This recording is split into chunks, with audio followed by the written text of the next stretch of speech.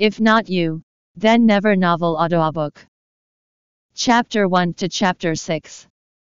At the hospital, a young woman with exquisite features sat there without any expression, and her fetching eyes lacked for nothing except soulfulness. She possessed a certain melancholic disposition that was at odds with her youthful appearance. The intensive care unit across from where she was seated was equally inert, save for the pings on the heart monitor between protracted intervals interspersed with the artificially induced drawl in and out of her father's lungs. At an age where one ought to be recklessly carefree, the only thing she could offer the world was her weariness. The words of her stepmother reverberated inside her head. You will only be helping to bear a child, Eleanor. With that 4 million fee, we could send your father in for surgery. We can save his life. I am sure you couldn't bear to watch your father die, could you? 2 weeks prior, her father was involved in a traffic accident. He currently lay comatose inside the emergency room, and there was a possibility that he might never come to. With all the projects at their company being put on hold indefinitely, the household reserves were nearly spent. Her stepmother, Scarlett, had supposedly searched long and hard before she managed to link her up with this wealthy benefactor. So long as she, Eleanor Shelby, agreed to bear that man a child, her family could be saved. The young woman had been amenable previously, as she had assumed that her role in this was to be a surrogate. The day after she put pen to paper, a few men in formal wear straight up had her admitted to undergo an extensive series of tests, after which they had all her dietary needs and essentials catered for. That was when she came to the realization that these men were preparing her for pregnancy. And to this end, she was to copulate with the client himself. To think she had been kept in the dark about the nature of this insidious arrangement throughout. Her stepmother chided the young woman after she had finally gotten sick of her dithering. Don't forget that you are obliged to follow through on this, Eleanor.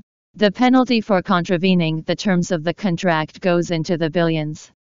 With our family business already as deep in debt, I cannot afford for this deal to fall through. I will not allow it. As Eleanor sat slumped and listless on the couch, she heard the crisp clacking of leather heels echo from the other end of the corridor. At that moment, a man in a pair of gold-rimmed spectacles approached. His face remained impassive even as he stopped before them. Have you come to a decision? Scarlett put on her most ingratiating demeanor as she tugged at her stepdaughter's arm. Yes, we've talked this through, and we are all set. About that 4 million, when would we be able to receive it?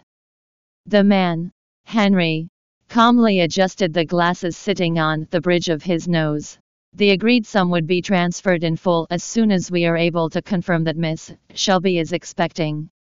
As he spoke, his attention turned to Eleanor. Someone will pick you up at 10 tonight. I am sure you know what to do. Eleanor merely clasped her own fingers. In response, her stepmother stealthily wrenched her arm before she saw off the client's bespectacled assistant with an ostentatious smile. It took a while before Eleanor raised her puffy eyes. Were you already aware of the specifics of the agreement? Have you been keeping them from me all this time? Scarlett was tongue-tied. It was as though she had the rug pulled from beneath her feet. The older woman then stamped her foot down in retort. Do you think I enjoy this? Can't you see that this is all for your father's sake? Do you think we're able to do anything without money? Besides, your father has always given you the best of everything. So, surely, for you to make a little concession in return at this moment isn't too much to ask. Transfixed within the girl's death stare, the stepmother was guilt-tripped into silence. At 10 sharp, a black sedan weaved through the dusky road to deliver Eleanor to the mountainside manor as promised. The atmospheric and tranquil environment around the house only served to accentuate the extravagance of its interiors. On arrival, the young woman was promptly ushered into a room. Servants fussed over her as they invited her to soak in the bathwater prepared. They then assisted her into a nightgown before leading her to the bed. Nary a crease was discernible upon the sheets as Eleanor lay in the darkness with only her own breath and the rhythmic thumping against her chest for company. Click! Her heart stopped when she heard the door. With her lids clamped down tight, she dreaded for what was to come next. She had not the slightest inkling of how old the man was, what he looked like, and whether he was married. Heck, she was not even certain if he was potent. After all, it was a somewhat reasonable concern, otherwise, why would he need her to bear him a child? As time ticked by, his pending footsteps only served to compound her restlessness as they neared. Following that, she felt the warmth of the sheets retreat. In its place crept a seeking hand that prowled its way up and chilled her skin to the bone. Ah!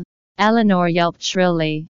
At this very moment, she felt her body ravished by a pair of despoiling eyes that threatened to violate her very being. The irrepressible aura of a natural aristocrat filled the air and descended over her. "Are you afraid?" The voice of her to-be partner was husky and deep. She tried to rein in her runaway heartbeat as her own thoughts went amok and left her short of breath. The impetus towards acquiring the 4 million her father desperately needed prompted Eleanor as lips to shakily enunciate. I am a little scared, but I can do this." When these words left her lips, another part of her wanted to skewer her own tongue. For one who had never even dated, she struggled just to wrap her head around the fact that she was about to engage in carnal relations and conceive children with someone whom she had never even met. "We can leave the light on. Perhaps that might help." The man seemed accommodating enough as he groped through the shadows for the switch on the wall. But he was stopped. "No, don't." It was almost like she was begging to nullify at least one of her senses, as she had not the strength to face head-on the events that were to unfold. The man paused before he withdrew his hand. Just as her guard was lowered, she felt her wrists being seized upon, and her mind blanked out instantly. It was as if her nervous system had gone into overdrive. Her survival instincts then took over as she tried to twist herself free. It was not even remotely a contest as the male's strength far surpassed that of hers. "Please, no." The diminutive girl struggled in vain against these tendrils of terror. Yet, her futile attempt at resistance accomplished nothing more than to rouse the man's ire. Suddenly, his advance halted. "Are you not willing?" The man's inflection dropped a few notches. "Do you regret agreeing to this?" This question was met by silence. And then the temperature dropped a few notches. "Do you not understand the purpose of your being here?" He then narrowed his eyes. "If it is not something you want, I won't force you. You could leave now." "Leave? Is he letting me go?" As soon as she came to her senses, her stepmother's words revisited.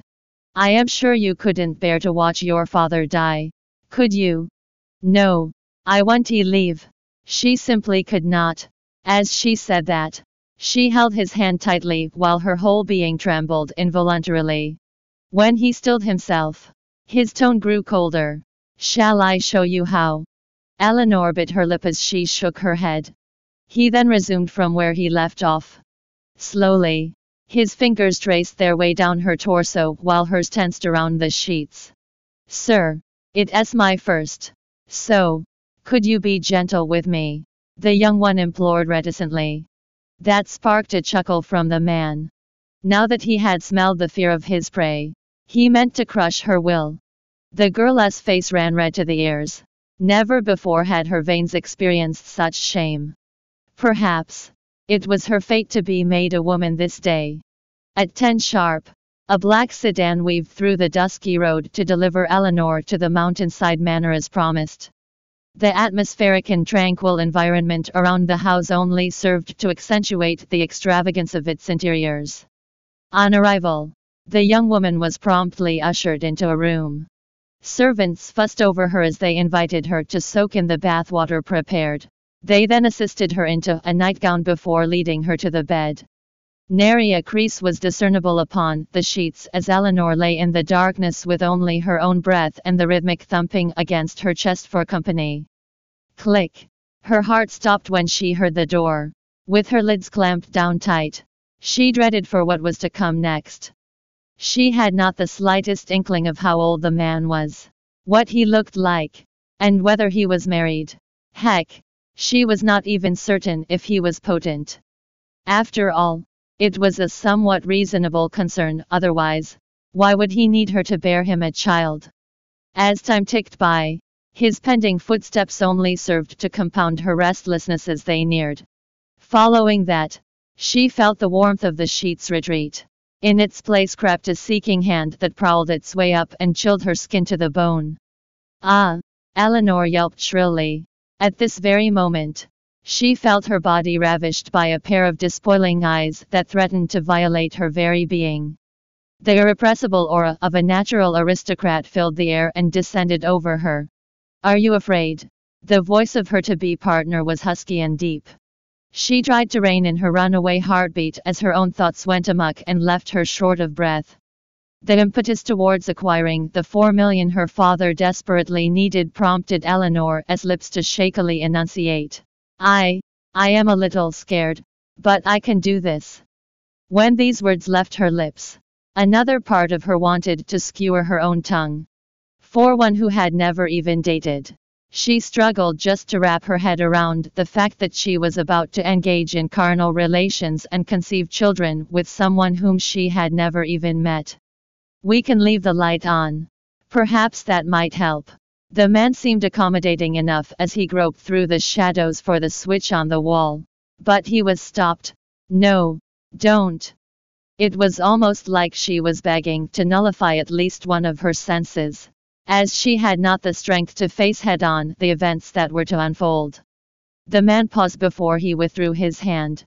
Just as her guard was lowered, she felt her wrists being seized upon, and her mind blanked out instantly.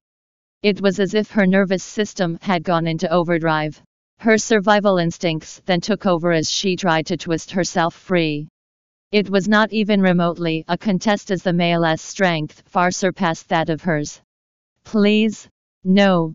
The diminutive girl struggled in vain against these tendrils of terror. Yet, her futile attempt at resistance accomplished nothing more than to rouse the man's ire. Suddenly, his advance halted. "Are you not willing?" The man's inflection dropped a few notches. "Do you regret agreeing to this?" This question was met by silence. And then the temperature dropped a few notches. "Do you not understand the purpose of your being here?" He then narrowed his eyes. "If it is not something you want, I won't force you. You could leave now." "Leave? Is he letting me go?" As soon as she came to her senses, her stepmother's words revisited. "I am sure you couldn't bear to watch your father die, could you?" "No, I won't leave." She simply could not. As she said that, she held his hand tightly while her whole being trembled involuntarily. When he stilled himself, his tone grew colder. "Shall I show you how?" Eleanor bit her lip as she shook her head. He then resumed from where he left off. Slowly, his fingers traced their way down her torso while hers tensed around the sheets. "Sir, it is my first. So, could you be gentle with me?" the young one implored reticently. That sparked a chuckle from the man. Now that he had smelled the fear of his prey, he meant to crush her will. The girl's face ran red to the ears. Never before had her veins experienced such shame. Perhaps it was her fate to be made a woman this day. Before she even realized it, her consciousness quickly deserted her.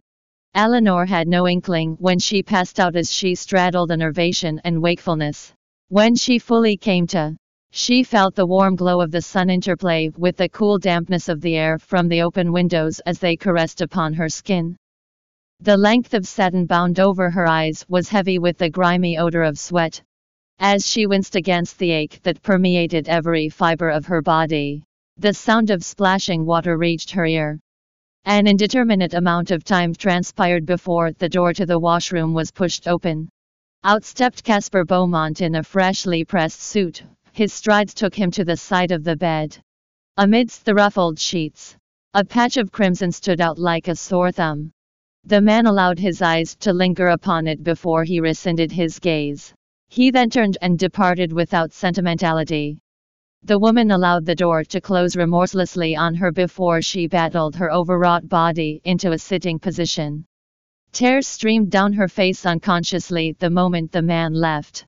Pulling the comforter around her closely, she bit her lip as the saltiness of her tears filled her senses. For her father to live, it was necessary for her to give herself to a stranger. Inexplicable sadness overwhelmed her the more she thought about it. She sat there, all alone, crying in the room, until she finally managed to calm down. Taking her time to dry her face, she then reassured herself, "This too shall pass." 7 weeks later, the results came back positive. She was pregnant. Meanwhile, Eleanor's fondness for what resided inside of her burgeoned alongside the size of her belly. Consanguinity was to dictate the strength of this bond, and the results of the monthly checkups continued to be encouraging. "Congratulations. You're expecting twins," the doctor told her. Anytime within the next month, she would be able to deliver a pair of healthy babies. But when that time came, they were to be taken from her. It was during this time that she received a call from the hospital. "Hi, may I know if this is Miss Eleanor Shelby? Could I confirm if Mr. Beau Shelby is your father?" She was initially stunned when the call came in, but she managed to recover just as quickly. "Yes, he is. May I know what this is about? Has my father regained consciousness?" "No." The nurse on the other end sounded tentative and apologetic. "We are very sorry, Miss Shelby, as we were unable to treat him in time. Your father didn't make it." Unable to treat him in time. The young woman's eyes were forced wide. How is that possible? The fee of $4 million handed over to Scarlett was more than sufficient to cover her father's medical expenses. Thus, she was baffled as to how there could be a delay in his treatment. "Did you not know, Miss Shelby?" The nurse was equally surprised. The payment for Mr. Shelby's medical bills had not been paid on time for the past 2 weeks. Also, we tried calling Miss Van Rossum but weren't able to reach her. The young nurse might have felt sympathetic on her part. Some time ago, I heard that Miss Van Rossum had splurged a couple of million to link her daughter up with an entertainment company. As you may understand, there are daily fees chargeable for the use of the equipment in the emergency room. We weren't able to get through to Miss Van Rossum, and it really took a lot for us to be able to find a way to contact you. We are really sorry, Miss Shelby. We have already done what we could." Barely making out what the nurse was saying, Eleanor's vision blurred. She stumbled as she nearly tottered over. "No, it can't be. It can't. It all started when her own mother died when she was 8. Within a few years, her father Ray married Scarlett and brought her home. Her stepmother had a daughter of her own, Suji, who was a year younger than Eleanor. In all these years, her father had treated Suji as though she was his own.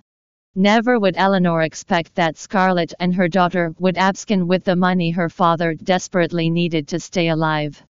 In retrospect, she noted that her stepmother had not called her at all over this same period.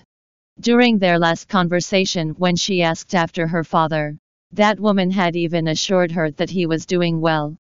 Who was to say for certain the money had not already been spent towards sending Suji into the entertainment industry then?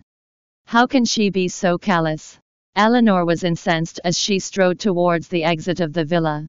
"Where are you going, Miss Shelby? Miss Shelby, sir has instructed that you are not to go out on your own." The servants dropped whatever they were doing as they variously went forward to stop her. Nonetheless, she ignored them all and quickly made her way to the gate. That was when she saw a car roll to a stop just outside.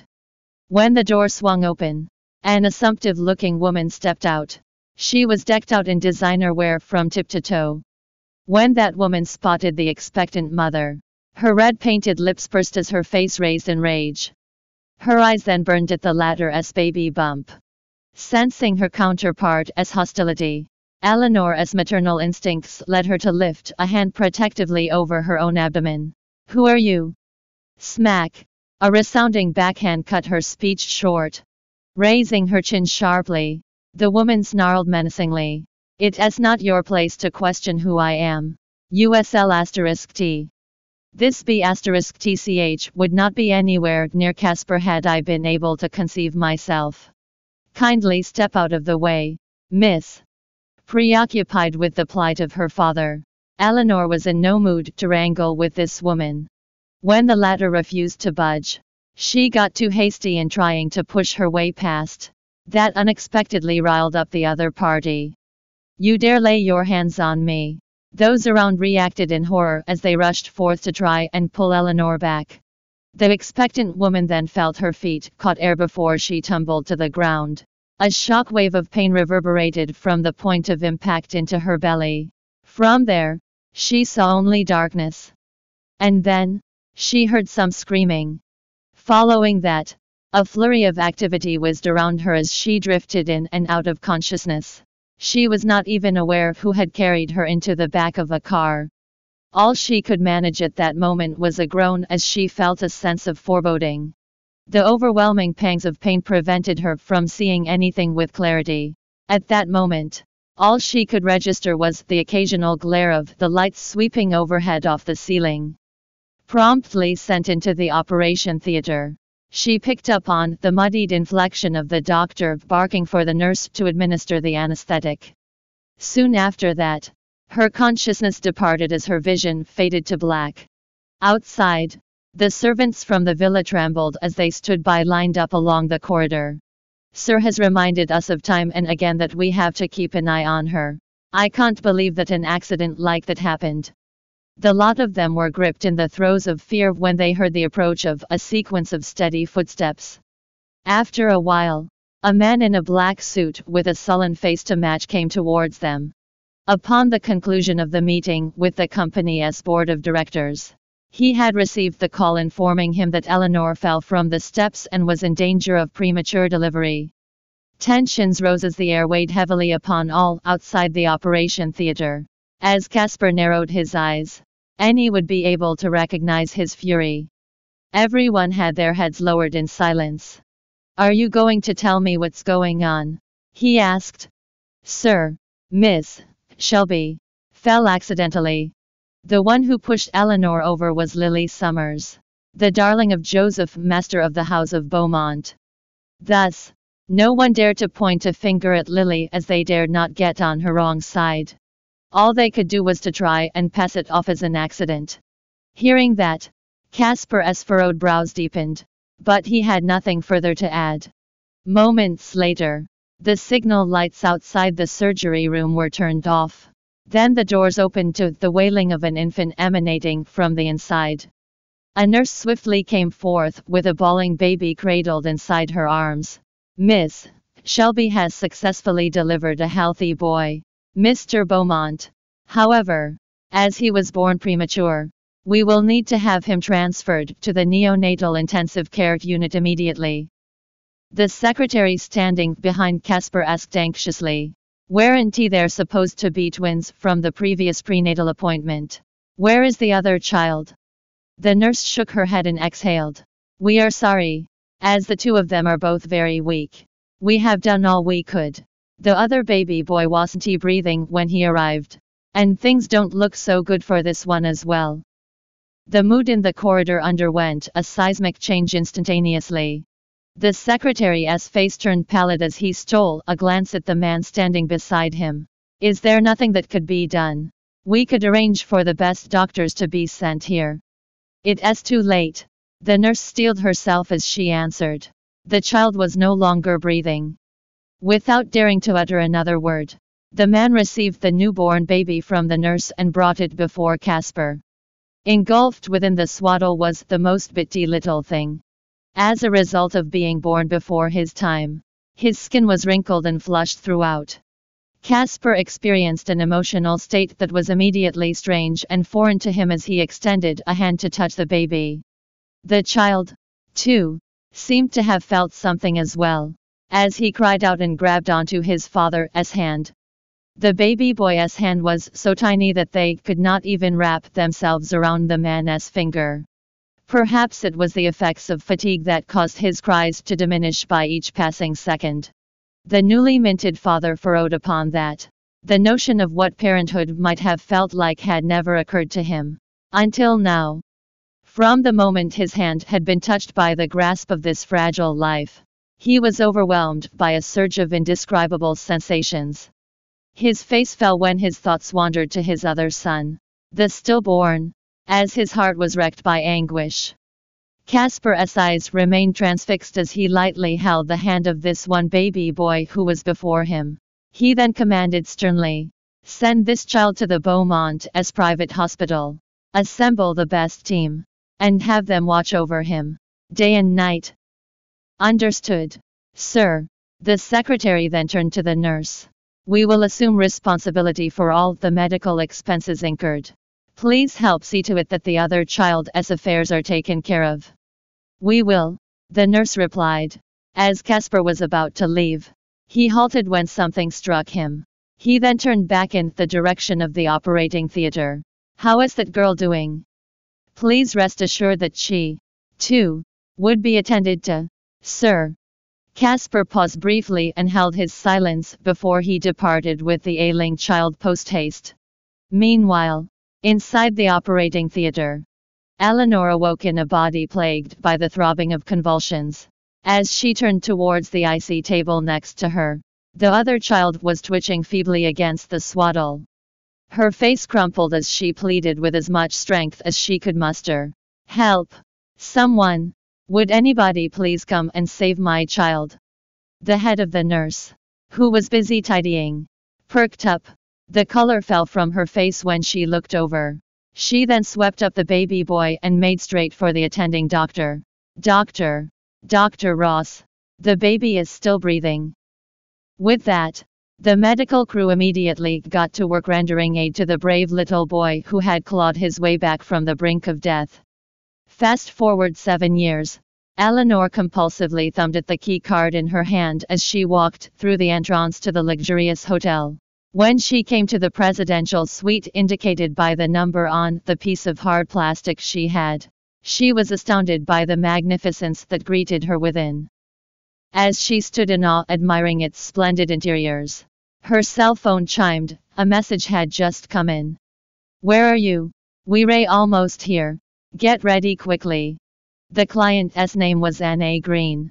In the evening, the hotel would be hosting a corporate event where the president of Beaumont International, Casper, would be in attendance. Anna got Eleanor in for the express purpose of covertly capturing suggestive shots of the president with herself. For that, the reward for the job was a $200,000 payout. Eleanor was initially unwilling to take on this commission as the target was a Beaumont from H City. Beaumont International was one of the world's leading conglomerates whose massive business empire spanned the globe. And Casper was this empire's supreme leader. Hence, nothing good could come from crossing a man who wielded such immense wealth and power. But as far as Eleanor was concerned, the reward was too lucrative and too important to turn down. When her thoughts shifted onto that jaundiced little face, she tightened her fists. For his sake, she had to get this done, one way or another. Right then, a series of pending footsteps emanated from the other side of the door. The young woman quickly banished her own wayward thoughts. With the camera firmly in hand, she darted into the wardrobe. The electronic lock beeped almost at the exact instant she got herself behind the safety of cover. Someone was coming. "Are you all right, Mr. Beaumont? You might have had too much to drink. Here, let me get you over there to rest." Eleanor cautiously and steadily backed off from the door and slightly furthered into the wardrobe. She could vaguely make out the movements of two silhouettes through the gaps between the slats. The man being helped along was wearing a well-pressed suit. His chiseled face was strained, and he looked to be in some measure of discomfort. Meanwhile, the woman beside him donned a classy and sensuous number. She labored to support the man as they made their way across to a spot close to the stakeout point. From where Eleanor stood, she had a good visual of the man's profile, irradiated by the warm hue of the ambient lighting. His fine features were brought to prominence. Its proportions and contours were simply the work of perfection. As a matter of fact, he was so perfect that he looked like a sculpture. Could this be the legendary president of Beaumont International, Casper Beaumont himself? What a beautiful man!